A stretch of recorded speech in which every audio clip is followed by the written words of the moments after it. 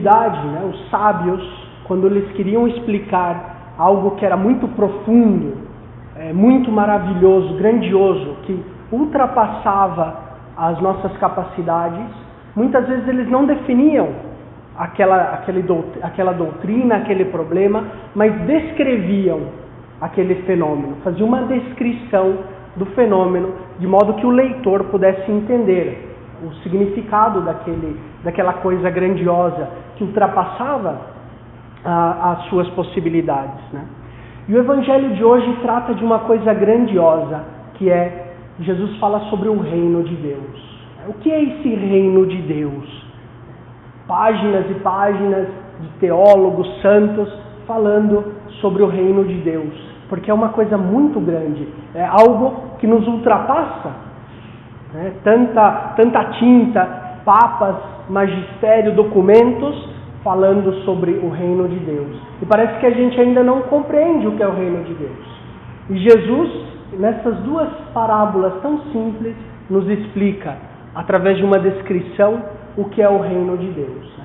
Os judeus tinham uma ideia do reino de Deus muito materializada.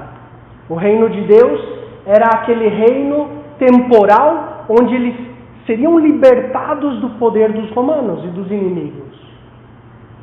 Eles pensavam que o reino consistia justamente nisso, a libertação dos inimigos, né? A vitória do povo de Israel contra os seus opressores. E Jesus veio mudar um pouco essa mentalidade. O reino de Deus, ele fala nessa primeira parábola, é como alguém que espalha a semente na terra. Ele dorme dia e noite e essa semente vai crescendo por si mesma. O que é o reino de Deus? Como podemos definir através dessas parábolas de Jesus? Sem dúvida aqui, meus irmãos e minhas irmãs, o reino de Deus, Jesus nos mostra com a sua própria vida, é o reino da graça de Deus. Ele vem instaurar não tanto um reino humano, mas um reino da graça. E vemos como essas parábolas nos falam dessa graça de Deus, que uma vez plantada no nosso coração, vai dando fruto, ainda que a gente não perceba toda a maravilha da graça, como essa semente. Ou como o grão de mostarda, que é pequeniníssimo, né? Uma vez me trouxeram da Palestina um pouquinho de grão de mostarda. É uma coisinha assim, né? Parece daquelas pimentinhas pretas, assim, né? Muito pequena, mas que depois cresce, se desenvolve e os pássaros se abrigam nela. Então, o reino de Deus, Jesus veio instaurar esse reino, que é o reino da graça. Que, em definitiva, é a vida mesmo de Deus no coração das pessoas, né?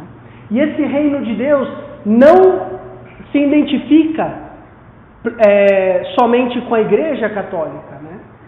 O reino de Deus chega aonde chega a graça de Deus. Onde a graça de Deus está atuando, ali está o reino de Deus, misteriosamente, né? Por isso ele fala que debaixo desses ramos frondosos da graça, vêm as aves do céu e os animais do campo encontrar sombra. Ou seja, todas as pessoas, Deus vai trabalhando no coração de todas as pessoas, ainda aquelas que não conhecem a Jesus, ainda aquelas que não conhecem a Igreja Católica, mas essa sombra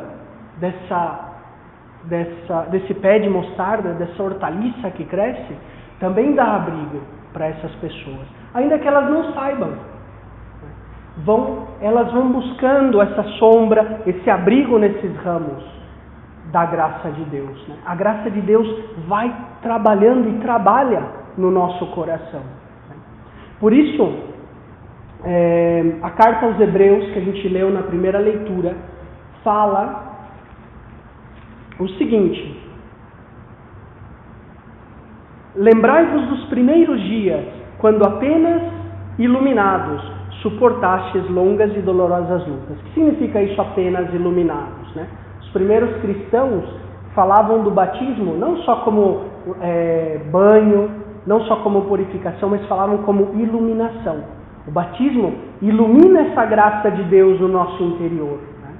E o que aconteceu com essa comunidade cristã primitiva? Essa primeira comunidade cristã sofria muitas perseguições. A graça de Deus foi semeada, mas eles no começo não viam frutos. Ao contrário, viam dificuldades e perseguições. Foi graças a eles, a perseverança desses primeiros grupos de cristãos, né? Olha o que ele fala aqui. Vós éreis apresentados como espetáculo, debaixo de injúrias e tribulações. Outras vezes vos tornáveis solidários daqueles que padeciam essas coisas. Eles não viam o fruto, mas só sofriam o começo, né? Por quê? Assim é a graça de Deus. No começo é muito difícil. A graça depois com o tempo vai frutificando e a gente se dá conta da obra maravilhosa que Deus realizou na nossa vida.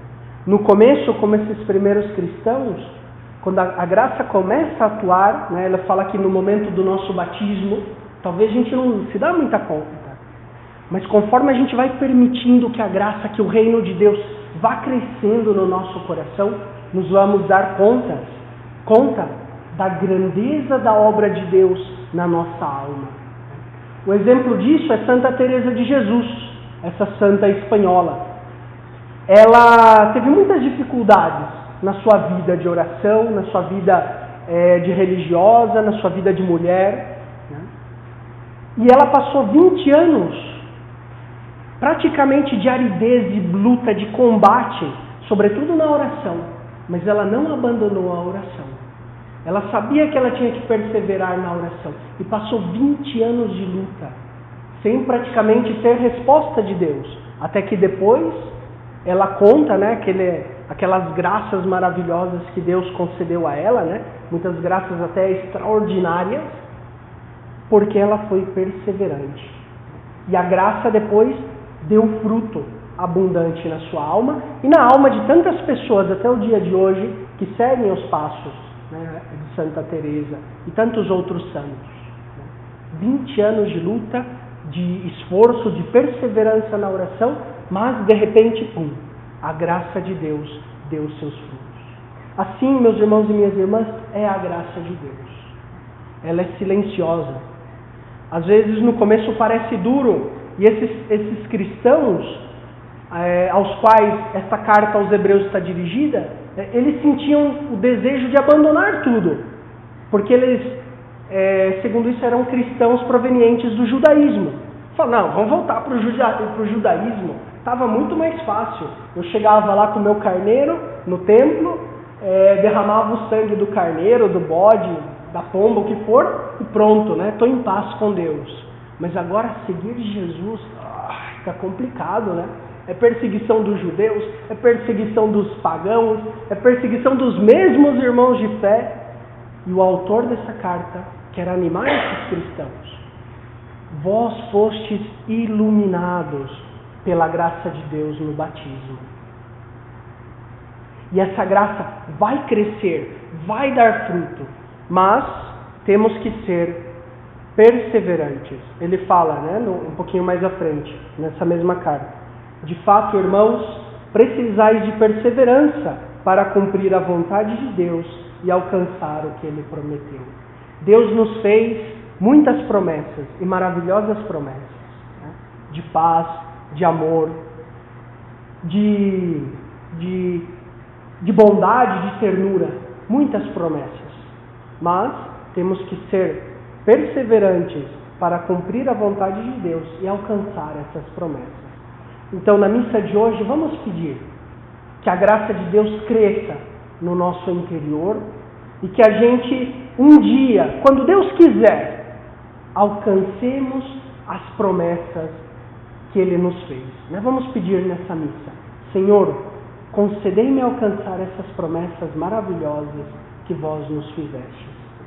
E dai-me perseverança, dai-me paciência nesse combate espiritual em que eu me encontro.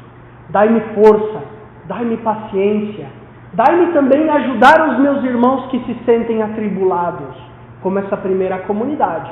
Sofria a tribulação e ajudava também os atribulados, né?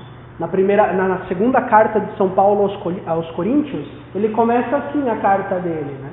Bendito seja Deus, Pai de toda consolação, que nos consola com a mesma consolação em Cristo Jesus. Né?